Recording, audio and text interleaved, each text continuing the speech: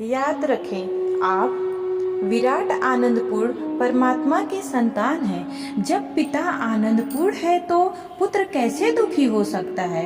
अगर आप दुखी हैं तो इसका एक ही कारण है, आपका संबंध परमात्मा से टूट चुका है। बचपन में आप परमात्मा से जुड़े थे, लेकिन अब आप परमात्मा से टूट चुके हैं, परमात्मा के प्रकाश से बाहर आ चुके हैं। फलतः आपके जीवन में दुख का गहरा अंधकार छा गया है। जिस प्रकार आप जब तक मोबाइल के टावर के रेंज में रहते हैं तब तक आपकी बातचीत होती रहती है, वैसे ही स्थिति हमारी भी है। हम जब तक परमात्मा और प्रकृति से जुड़े रहते हैं तब तक हम स्वस्थ और प्रसन्न बने रहते हैं। जो ही हमारा संबंध परमात्मा और प्रकृति से टूटता है, हम अंधकार में चले जाते हैं। हमारा जीवन चिंताग्रस्त और दुखपूर्ण हो जाता है। बहती नदी में कभी शैवाल नहीं लगता, न पानी सड़ता है, लेकिन पानी का बहना जो ही रुकता है वहाँ शैवाल भर जाता है, पानी महकने लगता है। हमारे जीवन में अगर दुख है तो उसका एक ही है कि हमने अपने जीवन में प्रेम, आकर्षण व आशा को निकाल दिया है। हमने मान लिया है कि हमारे जीवन में अब सुख आने वाला ही नहीं है। हम सुख को भूल चुके हैं, सुख के मार्ग को बंद कर चुके हैं। हमने स्वयं अपने जीवन को मरुभूमि बना लिया है। हमारे जीवन में दुख इसलिए है कि सुख का अभाव हो गया है।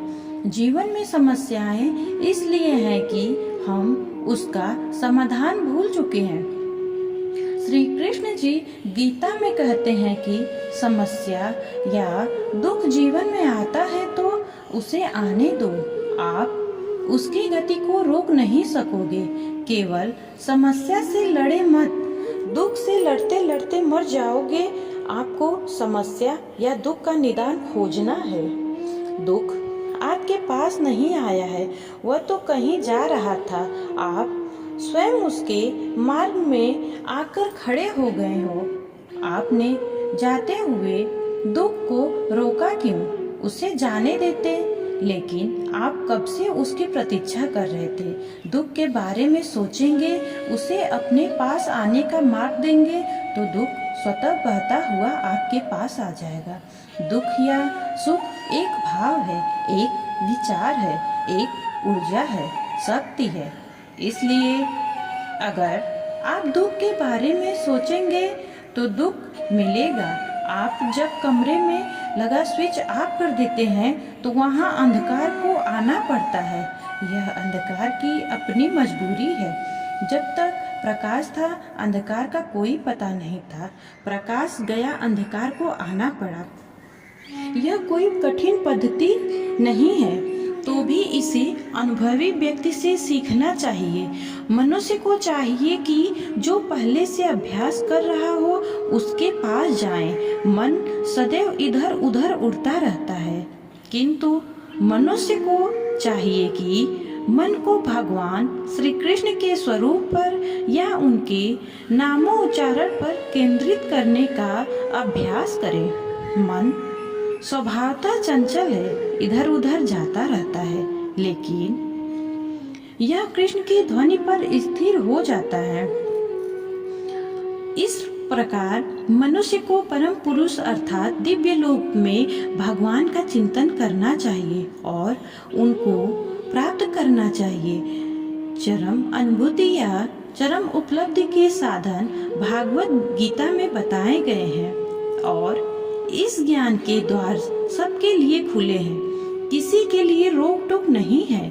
सभी श्रेणी के लोग भगवान कृष्ण का चिंतन करके उनके पास पहुंच सकते हैं, क्योंकि उनका श्रवण तथा चिंतन हर एक के लिए संभव है। इस तरह भगवान कहते हैं कि पतिता स्त्री या श्रमिक अथवा अधम योगी को प्राप्त मनुष्य भी ईश्वर को पा सकता है। उसे अत्यधिक विकसित बुद्धि की आवश्यकता नहीं पड़ती।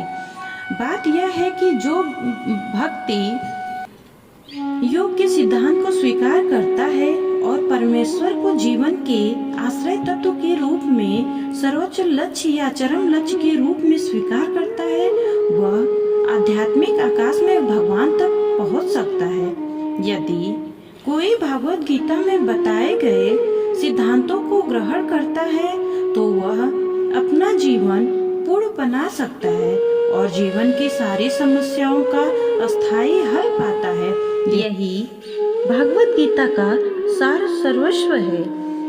यदि कोई भागवत गीता के उपदेशों का पालन करे तो वह जीवन के दुखों तथा चिंताओं से मुक्त हो जाता है। जय श्री कृष्णा। राधे राधे।